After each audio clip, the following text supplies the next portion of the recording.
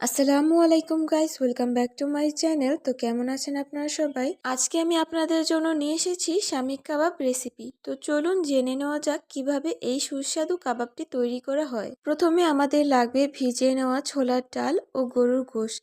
এগুলো আমি আগেই ধুয়ে ভালো করে পরিষ্কার করে নিয়েছিলাম। তারপর ভিজিয়ে নেওয়া ছোলা ও গোশের মধ্যে দিয়ে দিতে হবে আস্ত মশলা, যেমন 4-5টা শুকনো মরিচ, একটা আস্ত রসুন ছিলে দিয়ে দিতে হবে কিছু পেঁয়াজ কুচি ও আদা কুচি, দারুচিনি, এলাচ, হালকা একটু টেলে নেওয়া জিরে, গোলমরিচ, জয়ত্রী ও তেজপাতা। তারপর দিয়ে দেব স্বাদমতো লবণ। এখানে কিন্তু আমি অনেকগুলো কাবাব বানাচ্ছি, তাই মশলার পরিমাণটা একটু বেশি। আপনারা কিন্তু কোয়ান্টিটি অনুযায়ী বাড়িয়ে বা কমিয়ে নিতে পারেন।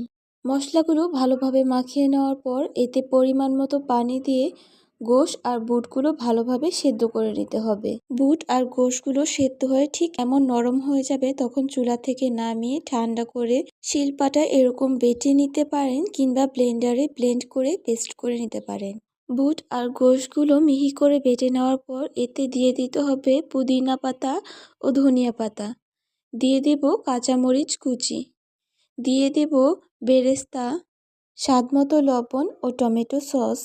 তারপর এতে দিয়ে দেব মরিচ গুঁড়ো, ধনিয়া গুঁড়ো, জিরে গুঁড়ো, দিয়ে দেব অল্প একটু আদা বাটা, যেহেতু সেদ্ধ করার সময় দিয়েছিলাম, দিয়ে দেব একটু রসুন বাটা, তারপর দিয়ে দেব 1 পিস লেবুর রস, তারপর দিয়ে দেব 3টি ডিম। এখানে কিন্তু মাত্র একটি রেকর্ড হয়েছে, কখন যে আমার ক্যামেরা অফ হয়ে গিয়েছিল খেয়ালও করিনি। এখানে বলে দেওয়ার কারণ হচ্ছে ডিমের পরিমাণটা কিন্তু কম হলে কাবাবটি ভেঙে যাবে। তারপর ভালোভাবে মাখিয়ে মশলাগুলো ভালো করে মিক্স করে নিতে হবে। তারপর অল্প একটু নিয়ে এর মাঝে চ্যাপ্টা করে দিয়ে দেব কিশমিশ, তারপর হাতের সাহায্যে চেপে চেপে গোল করে চ্যাপ্টা করে সুন্দর গোল করে নিতে হবে।